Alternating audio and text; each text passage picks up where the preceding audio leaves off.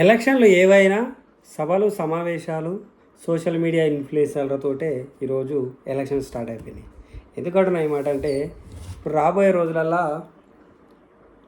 Hyderabad municipal GHMC elections ఉన్నాయి కాబట్టి ఎక్కడ పోయినా ఎవరైతే నిలబడదామని అనుకుంటున్నారో ఆశావాహులు అందరూ మెల్లమెల్ల వాళ్ళ ప్రచారాలు స్టార్ట్ చేశారు.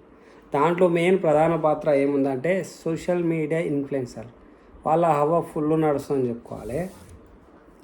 అంటే సోషల్ మీడియా ప్రచారం ఎన్నికల్లో కీలకంగా గత సభలు పాదయాత్రలు ఇప్పుడేమో ట్రెండింగ్ పడిపోయింది. ఒకప్పుడు సభలు ఉంటుండే, సభలు మీటింగ్లు ఫుడ్ ఖర్చు అది ఇది పెద్ద పెద్ద సభలు. ఇప్పుడు అట్లా లేదు. మొత్తం ఓన్లీ చిన్నగా సోషల్ మీడియా టీంను పెట్టుకోవడం, మీటింగ్ అరేంజ్ చేయడం, ఆ సోషల్ మీడియాలో మాత్రమే వాళ్ళు చేసే ప్రపంచాన్ని రంగుల ప్రపంచాన్ని చూపించేసరికి జనాలు కూడా నమ్ముతారు. సో ట్రెండింగ్ను బట్టి ఓటర్స్ కూడా ఇప్పుడు వాళ్ళ దగ్గరికి ఇంటింటికి తిరిగిపోయి చెప్తే ఎవడు పట్టించుకోడు.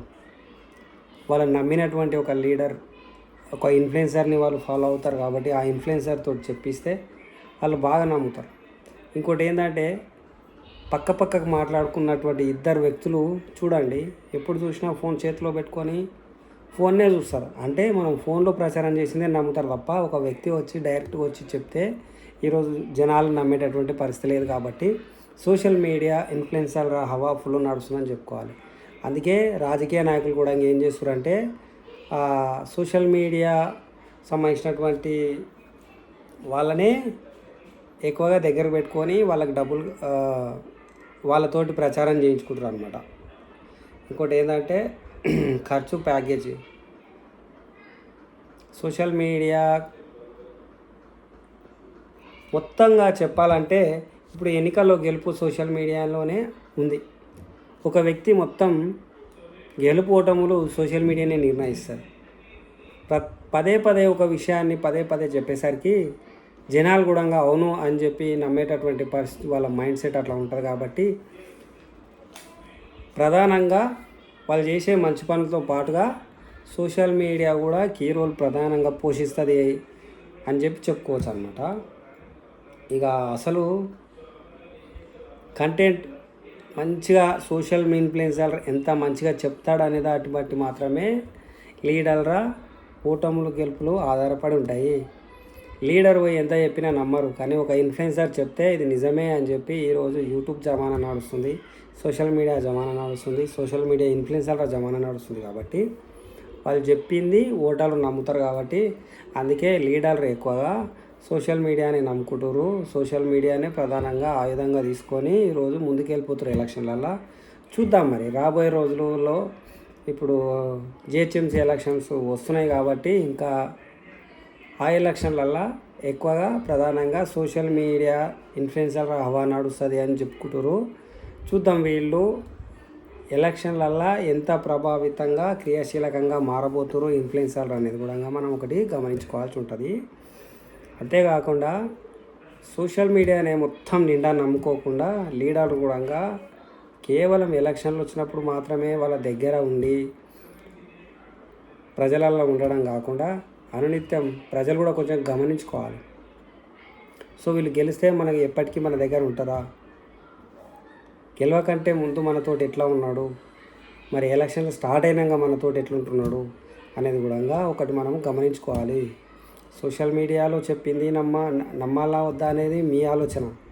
కానీ ఆ వ్యక్తి ఎవరైతే ఎలక్షన్లలో పోటీ చేస్తున్నాడో ఆ వ్యక్తి ఎలక్షన్స్ కంటే ముందటి నుండి మీతోటి ఎట్లా ఉన్నాడు, ఆయన ప్రజలలో ఉన్నాడా, మరి ఏ పార్టీకి సంబంధించినటువంటి వ్యక్తి, కేవలం ఎలక్షన్ల కోసమే పార్టీ మారిండా, అంతకుముందటి నుండే పార్టీలో పనిచేస్తున్నాడా అనేది కూడా మీరు కొంచెం ఆలోచన చేసుకొని, ఇంకోటి ఏంటంటే ఒకవేళ గెలిస్తే ఈ నాయకుడు మనతోటి ఎల్లప్పుడూ ఇట్లనే ఉంటాడా, మన సమస్యలు పరిష్కారం తీసుకొస్తాడా, పై స్థాయి లీడర్ల దగ్గరికి మన గల్లీ సమస్యలను కూడా తీసుకువెళ్ళి పరిష్కారం చేసే సత్తా ఉందా ఆయనకు లేదా అనేది కూడా ఓటర్లు గమనించుకోవాలి. అంతే తప్ప ఏ ఇన్ఫ్లుయెన్సర్ చెప్పిండానో ఎవరో చెప్పిరనే కాకుండా మీరు కూడా ఒకటి గమనించుకోవాలి. ఏది ఏమైనా ఇప్పుడైతే ప్రస్తుతానికి సోషల్ మీడియా హవా నడుస్తుంది, పొలిటికల్ లీడర్ల వెనకాల ఇన్ఫ్లుయెన్సర్ల హవా కూడా నడుస్తుందని చెప్పుకోవచ్చు. ఓటర్లలారా తస్మాత్ జాగ్రత్త.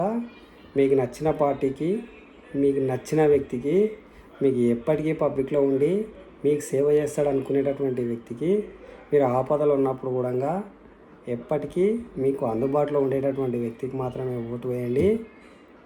ఇంకోటి ఏంటంటే కొంచెం అధికార పార్టీకి సపోర్ట్ చేస్తే మీకు ఎక్కువ అభివృద్ధి చెందే అవకాశం ఉంటుంది మీ గల్లీ. కాబట్టి కొంచెం ఆలోచన చేసుకొని మీకు అందుబాటులో ఉండే వ్యక్తి, మీ గల్లీని అభివృద్ధి చేసే వ్యక్తి, మీ సమస్యలను తొందరగా పరిష్కారం చేసే వ్యక్తిని చూజ్ చేసుకొని ఓటు వేసుకుంటే మంచిది. ఇదైతే నా చిన్న ఇన్ఫర్మేషన్. నా ఛానల్ని సబ్స్క్రైబ్ చేయండి, లైక్ చేయండి, కామెంట్ చేయండి. నేను ఈ మధ్యలోనే ఛానల్ స్టార్ట్ చేసిన కాబట్టి రాబోయే రోజులలో ఈ ఛానల్ని భారీ ఎత్తున ప్లాన్ చేద్దామని అనుకుంటున్నా. అందుకే మెల్లమెల్లగా స్టార్ట్ చేసిన. దీనికి మీ అందరి సపోర్ట్ కావాలి. మీకు అందరికీ తెలుసు నేనైతే పక్కా కాంగ్రెస్ కార్యకర్తని. కాంగ్రెస్కే 100% సపోర్ట్గా ఉంటా. సో కాంగ్రెస్ పార్టీ కార్యకర్తలు ఎవరైనా ఉంటే కొంచెం తొందరగా ఛానల్ని సబ్స్క్రైబ్ చేసుకోండి. మీ ఏమైనా సలహాలు సూచనలు ఏమైనా ఉంటే కామెంట్ చేయండి. 100% ఆ విధంగానే నేను ముందుకెళ్దాం అనుకుంటున్నా. జై హింద్, జై తెలంగాణ.